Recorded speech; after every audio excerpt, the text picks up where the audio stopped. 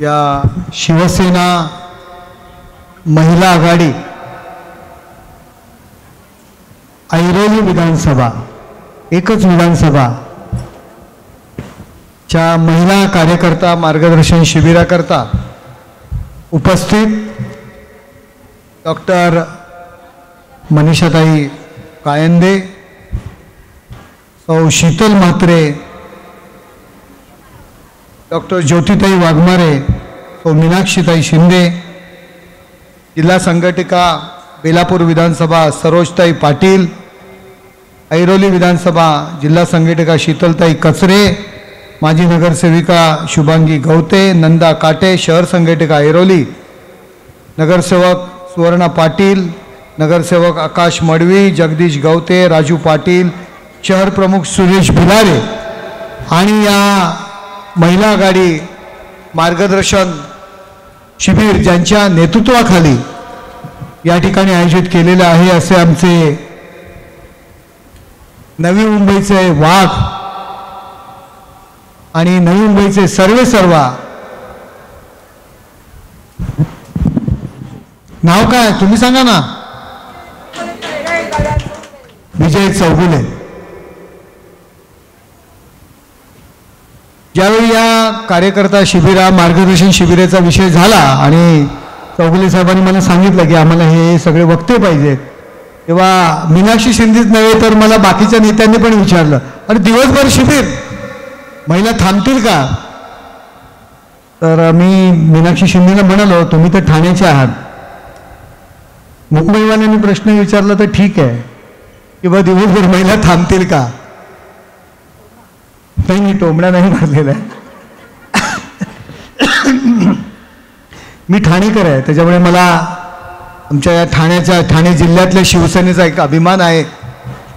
परंतु मी त्यावेळी त्यांना असं 100% मी सांगितलं शेवटपर्यंत या महिला थांबतील, कारण विजय चौगुले यांनी हे मार्गदर्शन शिबिर आयोजित केलेलं आहे. कोणाची हिंमत आहे जाण्याची? मी आदराने ह्या सगळ्या गोष्टी बोलतोय. या ठिकाणी आमचे पत्रकार मित्र बंधू आलेले आहेत का? नाही आहेत ना, मग ठीक आहे. नाही, त्यांची अपेक्षा असते मी नवी मुंबईत आल्यानंतर त्यांनी की पुढची लोकसभा कोण लढवणार, शिवसेना का भाजप, हा एक प्रश्न ठरलेला असतो, त्यांना अपेक्षा असते. आणि मी या ठिकाणी पुन्हा सांगतो की ठाणे लोकसभा ही शिवसेनाच लढवणार, हे पुन्हा एकदा ठामपणे या ठिकाणी सांगतोय.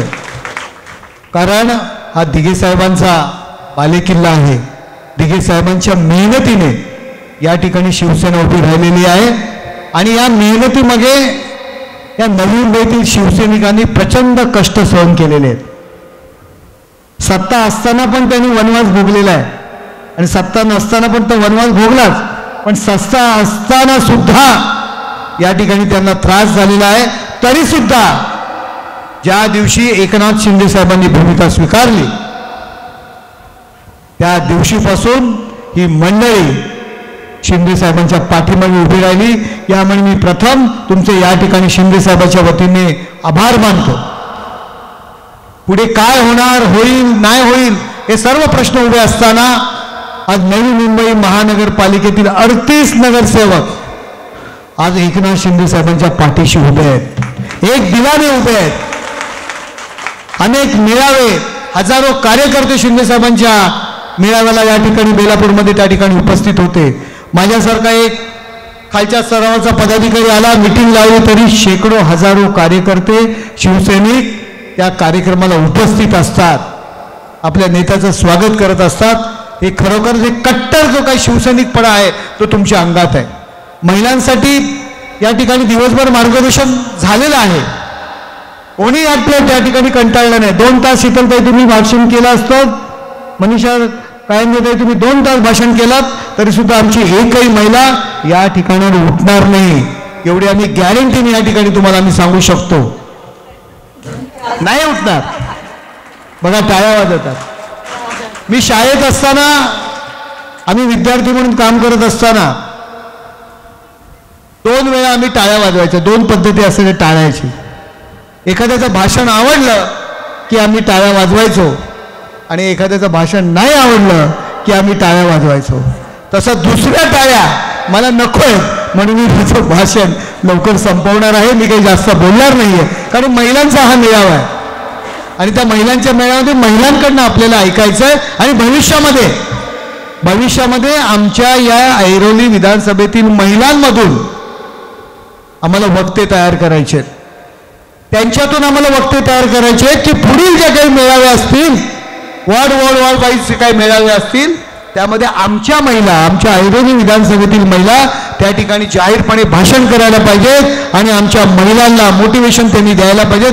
अशा पद्धतीच्या महिला आम्हाला तयार करायच्या आहेत. आणि त्याकरता या ठिकाणी महिला कार्यकर्ता शिबिराचं आयोजन केलेलं आहे. अतिशय सुंदर आणि अतिशय चांगलं असं हे महिला कार्यकर्त्यांचं शिबिर या ठिकाणी आयोजित केलेलं आहे. मी विजय चौगुले यांचे खास करून आभार मानेन.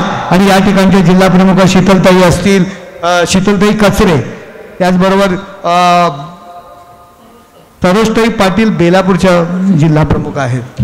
आणि या सगळ्यांचा याच्यामध्ये मोठा वाटा आहे. या सगळ्यांचं सुद्धा आमच्या ऐरोली विधानसभेचे शहर प्रमुख आहेत सुरेश भिलारे, यांची सुद्धा प्रचंड मेहनत असते. आमचा जगदीश गवते इथे होता या ठिकाणी, माझ्याबरोबर विद्यार्थी सेनेचं काम करायचा. या नवी मुंबईत मी विद्यार्थी सेनेचं काम करत असल्यापासून या नवी मुंबईत येत आहे. तुम्हा सगळ्यांना या ठिकाणी हार्दिक शुभेच्छा देतो. आणि येणाऱ्या लोकसभेमध्ये ऐरोली आणि बेलापूर विधानसभेमध्ये सगळ्यात जास्त लीड आपण द्याल हा शब्द घेतो आणि माझे भाषण संपवतो. जय हिंद, जय महाराष्ट्र.